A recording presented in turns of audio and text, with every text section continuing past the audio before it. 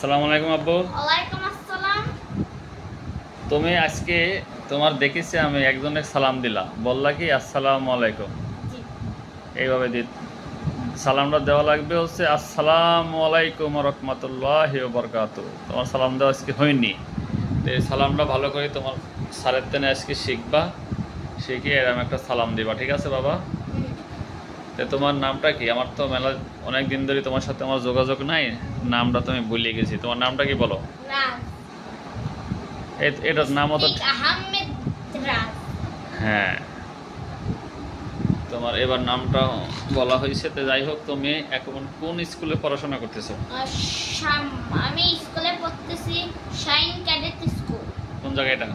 এটা হলো পাবনায়। পাবনা কবিলুদ্দিন পাড়া, দেলালপুর যাকে বলে। আচ্ছা ঠিক আছে, পড়াশোনা ভালো হচ্ছে তো? জানেনি?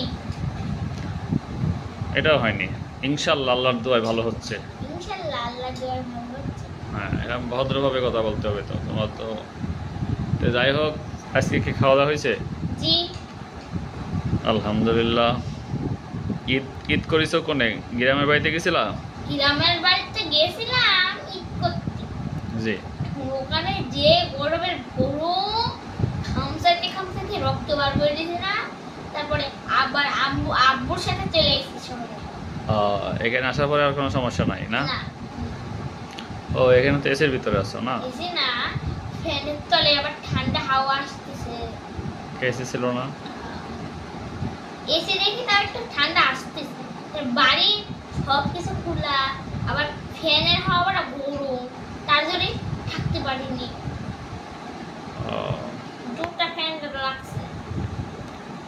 ও, আর যাই হোক, তাহলে এখন পড়াশোনা ভালো হচ্ছে তো না? হ্যাঁ, আল্লাহর দিকে অনেক ভালো হচ্ছে।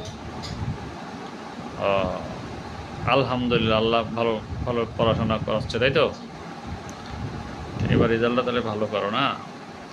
তাহলে এবার তোমার যে স্কুলের বন্ধু আছে ওদের সাথে দেখা করবো না বাড়িতে যায়? বাড়িতে যাই। কোন বাড়ি? গ্রামের বাড়িতে।